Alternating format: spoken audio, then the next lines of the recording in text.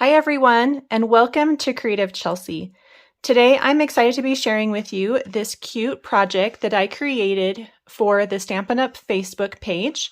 They posted it at the end of October, and so now I'm sharing it here on my YouTube channel and my blog, and you can go over to my blog to get the template for these cute treat boxes. I'm calling these a square bottom treat bag or box. So again, my blog will have the template, and I'm also going to be sharing with you at the end of the video some other ideas that you can use this template for. So maybe some Halloween treat boxes, or even something that you can use at your Thanksgiving Day table. So I'm going to start by showing you how to create these Christmas versions, and then I will give you some other ideas at the end of the video. So make sure to stick around and see those. If you are new to my channel and want to see more of my videos, click on the subscribe button and then the bell for notifications. I would love to be your Stampin' Up! Demonstrator and help you with any of your paper crafting needs. To purchase any of the products you see me use today, please visit my online store and the link is in the description below. All right, so before we begin, I just want to share with you the products that I've used to create these treat bags. The stamp set is the Jingle, Jingle, Jingle stamp set. And this is such a cute set, and I'm going to show you some really fun tricks that you can use the set to get perfect alignment of those images. And then the paper that I'm using is called the Santa Express. It's 12 by 12. You can see it's a nice big sheet here. Each piece has fun patterns on one side. Lots of Christmas patterns. And then these next three have these cute trains that you could like fussy cut out and put together. You also have some cute Santa Claus images and then the front of the train. So it would be fun to kind of fussy cut those out and make some fun projects with that. However, on the other side is the side that I used, and they just have some really bright, fun Christmas patterns. So you can see there all those pretty colors. This is another one that I used. This one says ho ho ho, which is fun. And then this one does have a font as well. It says fa la la la la. Okay, so this is the other pattern I used. So I used 3 of these patterns. We've got the red, the polka dot, and then the green stripe. But all of those patterns would work for these treat boxes. Okay, so let's go ahead and create these treat bags. So I'm starting with a 6 by 6 sheet of paper. So you can take those 12 by 12 sheets of paper I just showed you, cut them down, and you can get 4 from each 12 by 12 sheet. So you're going to begin, you want to have a cutting and a scoring blade. And we're going to begin with scoring first. So we're going to score, and it doesn't matter if your pattern goes any direction, which side you choose, but you need to score from the bottom 1 1/4 inches up. Or if it's easier for you to think about it from the top, it would be 4 3/4 inches from the top. So you can pick one or the other for the measurements. So you score that. So make sure to use your scoring blade and just make a nice score all the way across your paper. So it's just right there. Not sure if you can see it. Okay. So next we're going to do some scoring and some cutting. So I'm going to bring my cutting blade down to the bottom, and I'm going to start on the left side, and I'm going to measure at 1 3/8 from the left side. And then starting from the bottom, I'm going to cut only up to my score line. And there is a marking here on the side of my blade that will tell me when I hit my score line. Okay. So you can see there that it's cut. So 1 3/8. My next cut is going to be at 2 3/4. Now this is the center of my bag. So I'm going to also score. So first I'm going to cut only up to the score line. Then I'm going to lift my arm and move my cutting blade all the way to the top. and then I'm going to score the rest of that paper. So I have a score right in the middle of my paper. Well, not totally in the middle, but the middle of my template. And then from my left side, I'm going to now measure at 4 1/8. Bring my cutting blade back down and make another slit up to the score line. And then my last measurement is 5.5 inches, and I'm going to cut up to the score line and then move my scoring blade all the way to the top and then score down to that cut line. Okay, so it's going to end up looking something like this. This is what I did previously. So we'll go ahead and now trim a little bit and fold and attach it.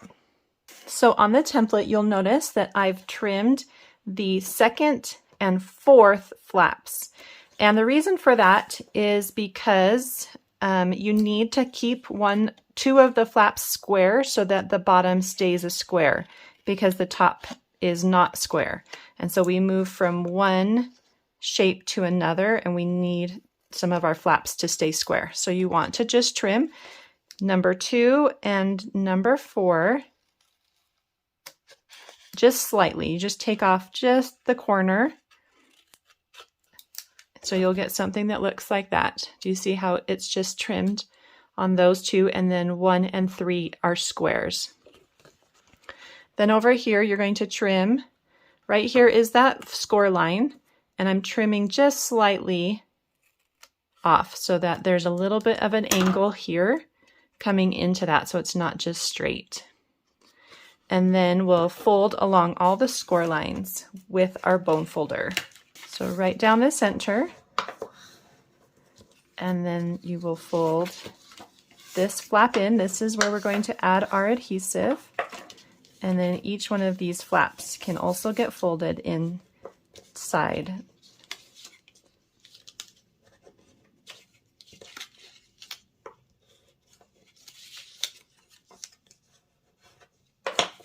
Okay, just like that.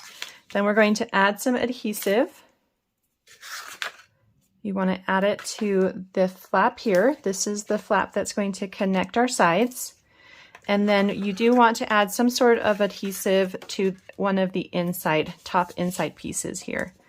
And this is going to close your candy wrapper. And I'm going to use tear and tape because it's not sticky until I remove that. So I can make a bunch of these without needing to fill them immediately.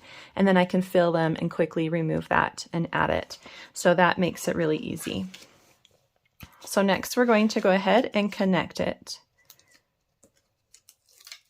So you just fold this in and then fold your flap together. So now it should be nice and flat. Okay.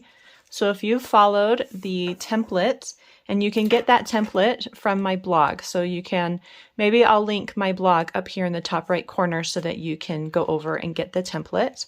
Anyway, if you follow that template, you should end up with something like this. Then for the bottom, you're just going to open it up. And you should have 1 and 3 are your square flaps, and they should be across from each other. And 2 and 4 are your flaps that are cut. Do you see how there's that gap right here? Let me show you that gap. And those are your cut flaps. So 1 and 3, you're going to fold down first. And it doesn't really matter which ones go first, either 1 or 3. But those are the squares, and they need to be added to the inside first. And the reason for that is because they will help give your box the right shape. If you don't, then you'll have like a diamond shape instead of a square shape. Now I'm just going to add some liquid glue. You could use tear and tape. So pop that down. And then next add a little more liquid glue in the center. And then you're going to fold these in. And the reason we tapered the ones on the top is just so we have a nice clean looking bottom, okay, so we don't have any pieces that are up at the edge. So once you've done that, you can open up your box and take a bone folder or something and push down those flaps so that everything sticks together. And you can see here that it helps you keep that nice square look to your bottom. Okay, and so now we have this cute square bottom bag, and you can fill it up with candies, and then you would just remove this flap. So I have some of these peppermint candies here, and it's just really easy to pop those in. Oh, that one doesn't have a wrapper. Pop those in, and then remove that tear and tape and seal it. Okay, so I'm just going to do that one more time with my red one. So once you're at this step, you need to make sure you add the adhesive to the inside. Fold your flap over with the adhesive up and remove the paper. Then fold that flat and close it. Then to open your bottom, you can use any type of adhesive here. I'm going to fold down the squares first, and then pop that down and use a bone folder or something to press down in the center on the bottom, just to make sure everything is attaching nicely. And then you've got this square, and you have this opening with the adhesive there that you can remove at any time. So really quick and easy, super cute treat bags. So again, I'm using the Jingle, Jingle, Jingle stamp set, and I'm going to use my Stamparatus to make this really easy and give me some really nice, awesome images that are crisp and clear. So I'm first going to add some basic white cardstock to my Stamparatus with the foam sheets or the foam pad, because these are photopolymer images. I like to start with the inside. I know other people like to do the outside first. So whatever works best for you is fine. There's no right or wrong way, just whatever your preference is. So you lay down the stamp exactly where you want it on your paper, and then pick it up with your clear plate, and it's going to stamp exactly where you had it. I am going to use, this is Poppy Parade, which matches the DSP that I'm using. I'm going to ink it up and stamp it onto my paper. Now, my image looks good, like there's nothing wrong with it, but I want it to be bolder. And so I'm just going to, without moving my paper, ink for a second time and stamp again. And this is going to give me a nice, bold, dark image.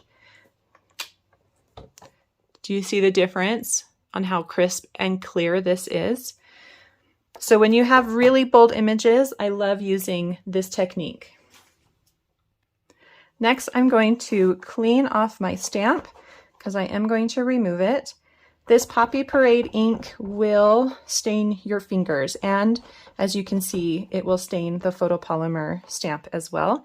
There is nothing wrong with that. It doesn't ruin the stamp at all. So the next thing I want to stamp is my greeting at the bottom. So I'm going to line this up, and I want to give just a little bit of room for my outline. So just try your best to line it up where you want it, and then pick it up. And we're going to stamp this one in the coordinating green color, which is Shaded Spruce. And I'm going to do the same thing where I'm going to stamp it twice just to make it nice and bold.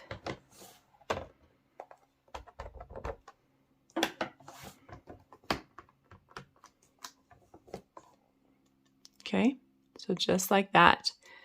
All right, make sure to clean everything again so that you don't get ink all over your fingers. So the last step for stamping this greeting is to line up the outside image.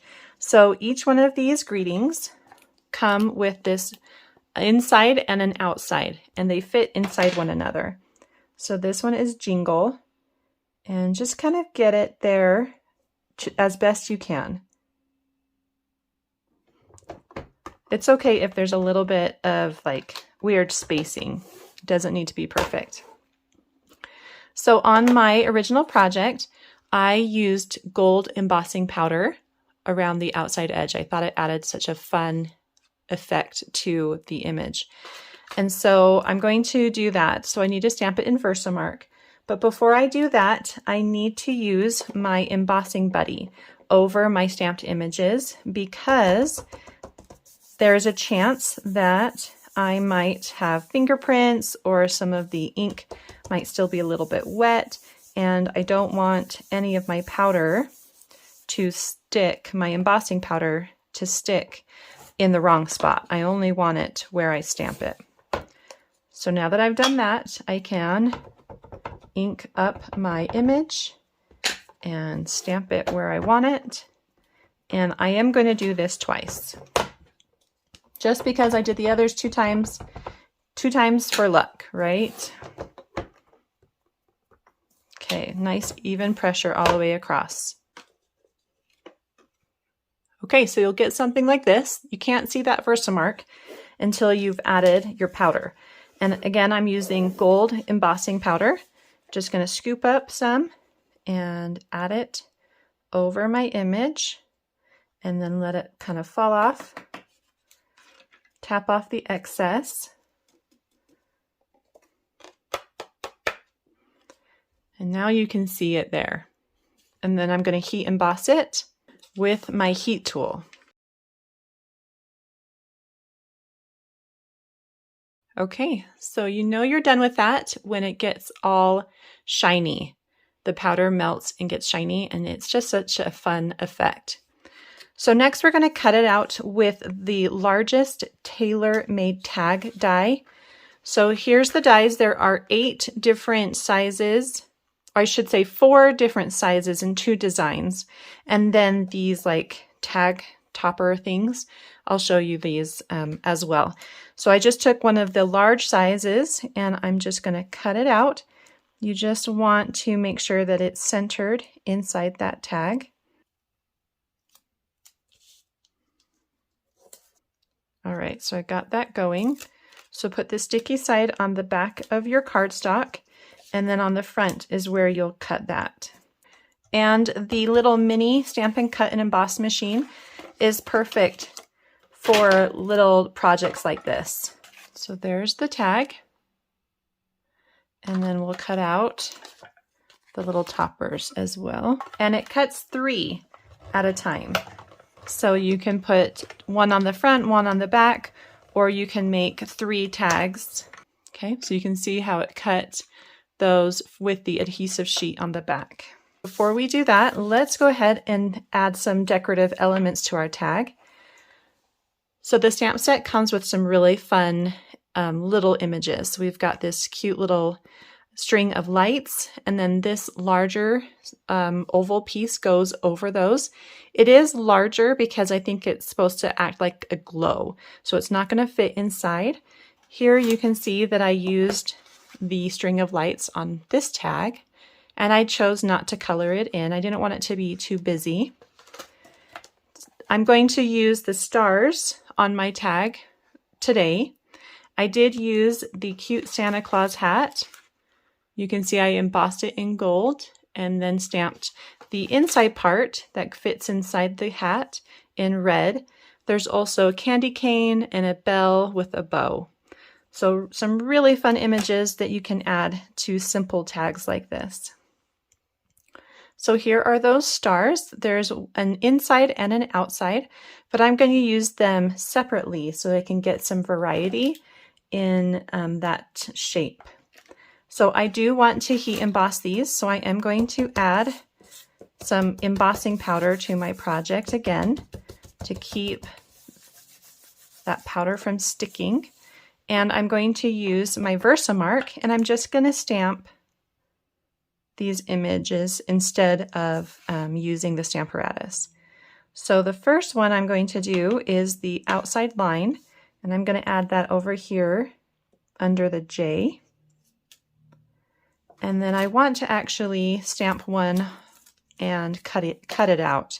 So on just some scratch paper, add a little embossing powder and do a second outside line in just some scratch paper area.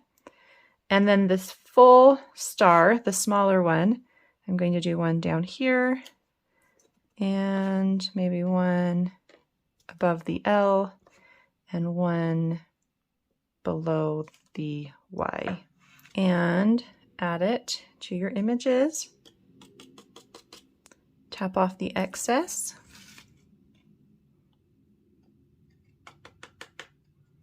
Okay, so I did heat those off camera and they are now ready for my bag. There's just a couple other things. I do like to remove that embossing buddy with just a microfiber cloth, and any cloth will work. Just will pick up all those little bit of leftover dust. And the same on this one. And then I am going to fussy cut out this star. The hardest part is just that the image is tiny. So that we can add to our tag with a glue dot and add it right on top of our tag. I like to add it with just a little bit overhanging so that you know that you fussy cut that out. Add one of these little tag toppers to it. So you just pop it out, remove the paper backing from the adhesive sheet. Then the straight edge goes up against the edge of the tag. And then the hole just goes right over the hole, just like that. Okay. And it just really creates a nice finished looking tag. So then we're almost done. I just want to add a little bit of ribbon, and I wanted it to coordinate, so I decided to use paper ribbon. I'll show you how I've done that. And it does come up and over the tag like this, and then come to the back. So I've just taken those same patterns, and you could use regular cardstock for this as well if you wanted to save your patterns for the actual bag. So this is 6 inches, and I'm just going to cut 2 1/2-inch strips. So a 1/2 inch by 6 inches, and I want 2 of those. Then I'm going to take my pick a banner punch, and I'm going to use both ends. So the first one goes in all the way to the back, and that's going to cut me my fishtail. And then on the other side, I'm going to use the arrow or pointing side, and that goes all the way to the top. Cut that, and then I get this really nice looking paper ribbon is what I'm going to call that. And do that again on this side. Now we can start to add our finishing touches and put our bags together. The first thing I want to do is add one of these flat Jingle Bell trinkets. You get 20 of them. I obviously love them and have been using them on my projects. So you're going to take your tag and string one of the bells onto a piece of white baker's twine. And I'm doing 6 inches here. Then you want to string it onto your tag into the hole. You want to make sure that the bell is going to lay flat so that the string that is on the back side of the bell, so the not the front piece but the back piece, goes through the opening of the tag so that when it's connected, it will lay flat. Do you see that? And you can see that cute decoration, because if it gets flipped around, then you don't see anything. So you want it to lay flat like that. Then put your ends together and wrap it around your finger close to the tag and string the ends through that loop, and then pull it down towards the tag so that you don't have this really long loop. You want it to be fairly close to the top of that tag. And then with a good pair of ribbon scissors, you can just cut off the top. And then you're going to take some gold trim. This is from the Simply Elegant Silver and Gold Trim Pack. And I've cut 8 inches, and I'm just going to tie a loose bow. So I didn't want to try to fiddle with tying a bow on the tag.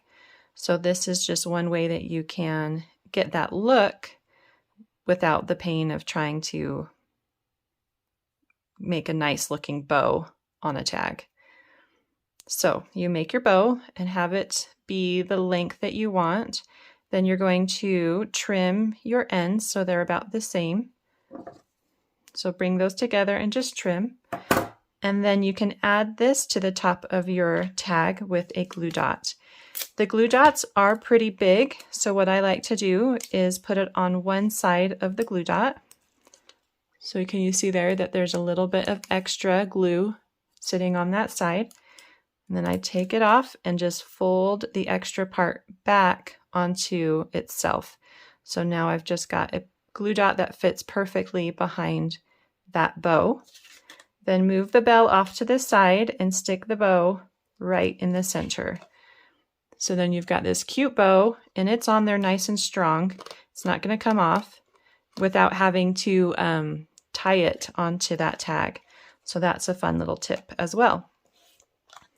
So then on the back of your tag, you're going to add your paper ribbon. So what I like to do is cross them. Can you see that they're crossed? And stagger the ends a little bit. And then take a dimensional and you're going to place the dimensional where they overlap. So there's one there and then one up here. So now they won't move. So just where they overlap. And then take your tag and add it. I always look at the bottom where I want those to go. And then the top piece, just want the top of it to come out. And then these just get folded with just a little bit peeking out. Okay, just so that we get to see a little bit more of that cute ribbon. And then the back will show on the back of the treat bag. Okay, so look how cute this is looking. Super cute. So let's add it to our bag. So I've filled this one up with some treats and I'm going to remove the paper backing and just close that. And you can see how that looks. Just super quick and simple to add. Then on the back here, you can add some more dimensionals.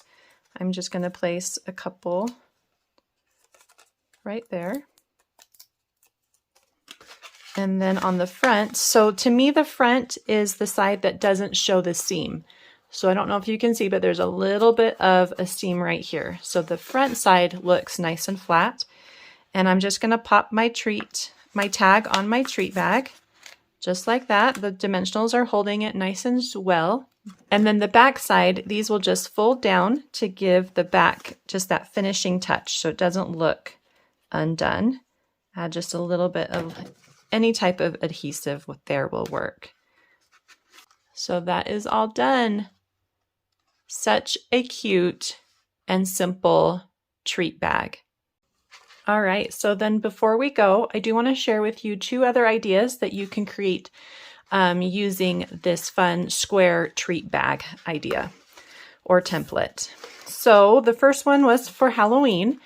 So just some fun black and white designer series paper, and then used 2 different stamp sets. We've got the Bewitching stamp set, and then the greeting comes from Scary Cute stamp set. So those are fun. And then this one I thought was a great idea for Thanksgiving. Maybe it could sit at your Thanksgiving Day table as a little favor for everyone who comes, or you can pass these out to neighbors and friends and family who you want to tell how much you appreciate and love them. Anyway, some of the Rustic Harvest Designer Series paper, and then just a nice greeting with some die cuts. So really fun. Here the tag was made also with the Rustic Harvest DSP as well. So some really fun variations and some fun things that you can do with those treat boxes. So I hope you enjoyed watching me create this fun packaging idea today. If you're interested in getting the template or seeing close-up images or written instructions on how to create this packaging, you can visit my blog, creativechelsey.com.